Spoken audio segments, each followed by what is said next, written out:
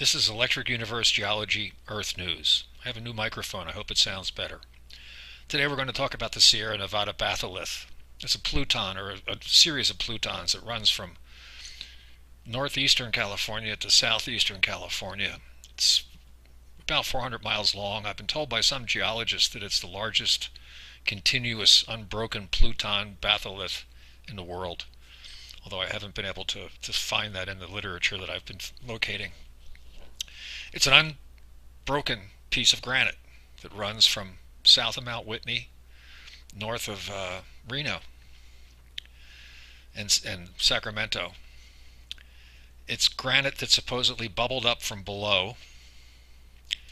Then the Pacific Ocean subducted beneath it, pushing sediment underneath of the granite, so the granite doesn't go down to where it came from. The granite has sediment under it. It's actually metasediment. It's metamorphic sediment. It's rock, but it's sedimentary rock. Supposedly, the bottom of the Pacific Ocean being pushed underneath of the Sierra Nevada over millions of years. That's a very uniformitarian model. Let me show you a diagram from a website that I'm going to have a link to underneath so you can see this for yourself. It'll be in the box just under the video. This shows the process. Here's east, here's west. We have the Pacific Plate moving east, or actually this might have been the Farallon Plate, which is no longer active. The geology is so complicated they have to have more than two plates pushing against each other. They have to have a third plate that then disappears. They have to invoke this to explain a lot of the geology in Nevada. But anyway, here's the bottom of the ocean being pushed underneath the pluton of granite that's bubbling up and makes a mountain. And then this moves this way over here, so you get a mountain here and a mountain there, and you get a mountain there and a mountain there. And then here's the magma coming up, but it doesn't go down to the source of the magma. It has sediment here. So I don't think it's bubbled up from below. I think it's external material from above that came down red hot and made granite mountains that look like all the other mountains with a windward and a leeward side. Let me show you what I'm referring to. Here we are in Northern California. Here's Nevada over here, is Reno and Sparks. Here's I-80 coming across. Here's Truckee. Here's Donner Pass.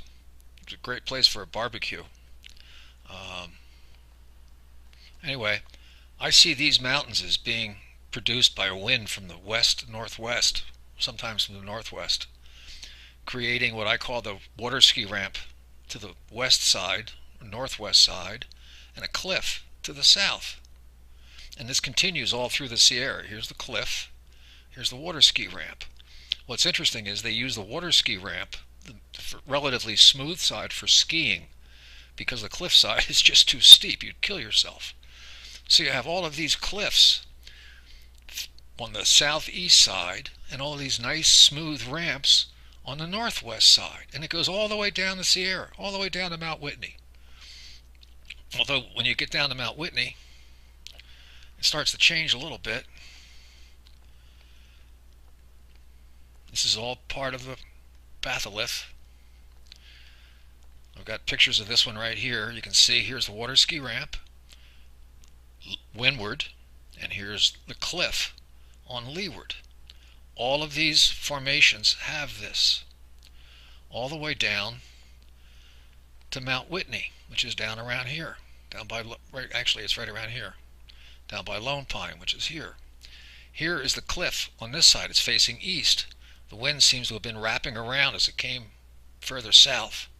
So here it's coming in more from the east, making the leeward side much more easterly than it is up on the northern side. But here's the cliff, here's the water ski ramp. The water ski ramp runs all the way down to the Kern River, and then you get another cliff and you get another water ski ramp. Here's another cliff, water ski ramp, windward, leeward. It runs all the way through this entire area. And not only did this stuff have to bubble up from below, but after it did, it had to fold. And it had to fold in all these directions that I'm showing you, making the leeward side supposedly the side that lifted up, creating a cliff. I don't think that's the case. This looks just like sedimentary mountains, sandstone mountains. It looks just like the Dolomite Mountains. It looks like all the other mountains. There's a windward and a leeward side. And the explanations for all these different types of mountains are completely different.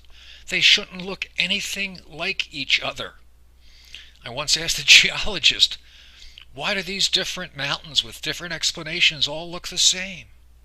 And his response was classic. He said, that's what nature does, which is a pretty pat answer for any conceivable question. All you got to do is say that's what nature does, and you win. Although I think he lost. So now let me show you some pictures of what we've just been looking at on these maps. I guess it's best to start with a map to show you what it is that we're looking at.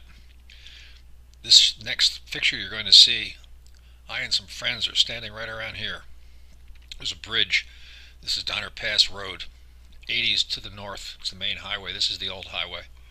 This is where the Donner Party tried to get across and didn't make it in the 1800s. Anyway, in the picture you're about to see, I'm looking south, down here. This is a cliff. This is windward. This is leeward, I believe. The train comes along here with tunnels because of avalanches that used to fall down on them. And you can see layering in the granite. And if it bubbled up, I don't see why it would have layering similar to the layering you see in sedimentary type mountains. Sand dune type mountains where you see layers that build up on the windward side. So next is the photograph. Here's where the train from San Francisco to Chicago runs. They had to build these wooden sheds to keep the avalanches from crushing the trains. This is the western side. This is the eastern side. There's a cap rock up here that's very distinct. It's different than the rest of the mountain. Then you have all these layers, all trending to the west. I don't see why that would be the case if it bubbled up from below and then folded. But if it came from the sky and built up layer after layer on the windward side, this is exactly what you'd get. Exactly. It's like perfect. This shows the layers even more clearly, all trending to the west. And all of the layers tend to trend this way with a few exceptions. Some of the formations down low seem to have been different, as if they were a different wind direction. And then the last ones, the high ones, the end of the process, everything seems to be from the west. Here we have Ben Davison suspiciously, easy for me to say, looking at the layers. And these actually trend in a different direction, but they're down much lower. This could have been earlier in the process. Wind different.